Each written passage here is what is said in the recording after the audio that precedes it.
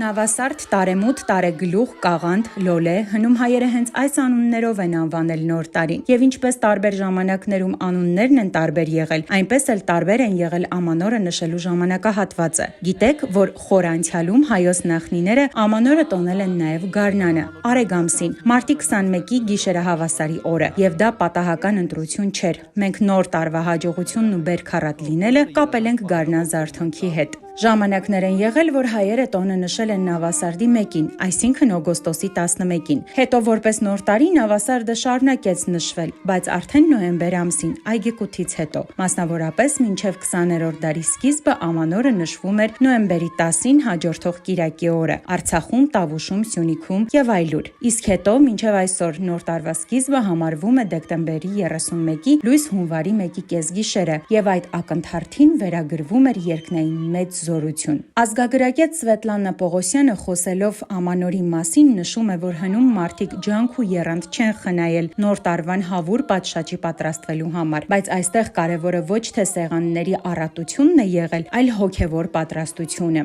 Տոնը նրա համար էր, որ ինքը եւ լիցքավորում էր մարդկանց նոր դերական լիցքերով, նորոգում էր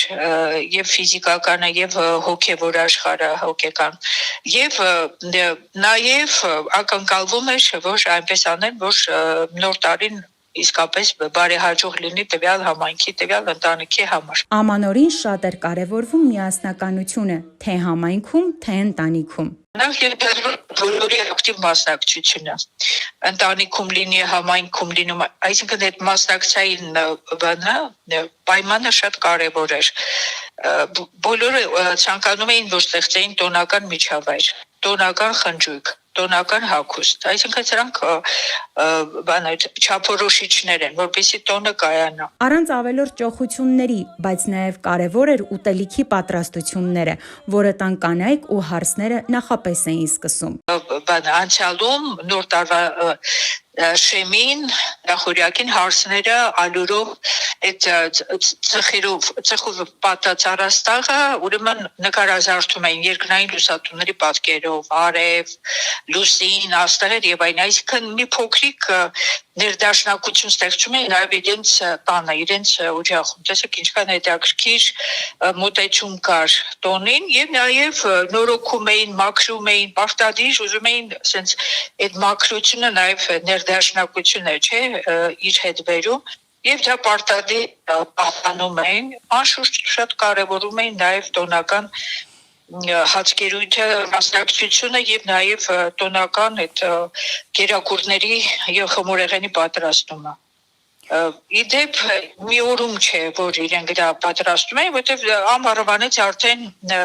պաշարներ էին հավաքում, մրգեր էին չորացնում, սուջուխ, այդ շարոցներ եւ այլն, այդ բոլորը ոնց որ նախապատրաստ էին արդեն տոնական այդ հացկերույթի կարևոր մաս կազմող տոնական սեղանը։ Ցավոք այսօր ամեն ինչ փոխվել է, կարևոր է դարձել ոչ թե բուն տոնի իմաստը, այլ սեղանների պարունակությունը։ Քանի որ հիմա սպառողական հասարակության բնորոշ գծեր ենք տեսնում արդի հասարակությունում եւ արդի աշխարհում, այսինքն մարդիկ աշխատում են ավելի ցուցադրվել, քան իրենք կան եւ ավելին անել, քան իրականում իրենք կան։ Սա շատ կարեւոր ու մի քիչ վտանգավոր միտում է, որովհետեւ անցյալում չեն մտածել, որ ցուցադրվեն, իրենց համար այդ տոնի խորհուրդն է կարևոր։ Իսկ ճոխ սեղաններ ունենալու մոլուցքը մարդկանց նույնիսկ մղում է մրցակցության, եւ այս երևույթը մեզանում տարածված էր ինչպես խորհրդային, այնպես էլ հետխորհրդային շրջանում։ Չենք ստեղծում են ներդաշնակ իրավիճակը եւ տան մեջ, եւ միջանձնային հարաբերություններում, ավելի շատ այդ ձևի վրա են կենտրոնանում, ինչքան շատ կերակուրներ լինի, ինչքան արտառոց բաներ լինի մեր տոնական սեղանին, այնքան կան մարդիկ, որոնք մտածում են, որ դրանով իրենք ավելի կայանում են, բայց իրականում խնդիրը դա չի, տոնը նրա համար է, որ մարդիկ իրար հետ շփվեն, հաղորդակցվեն, բարեմաղթանքներ ասեն, ինչու՞ չէ, այցելեն, գնահատեն փոքրին, որպես փոքր, մեծին էլ գնահատեն որպես տվյալ ընտանիքի մեծ այսպիսի կարևոր բաներ կա, որ մենք հաճախ մոռանում ենք, դուրքը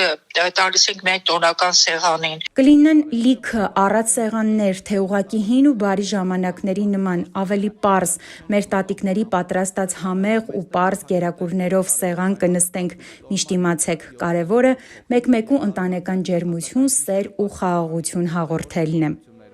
Սիրելի հայ ժողովուրդ, շնորհավոր ամանոր, թող այն մեր ընտանիքներին բերի երջանկություն, սեր, իսկ մեր Հայաստան աշխարհին խաղաղություն ու հաղթանակներ։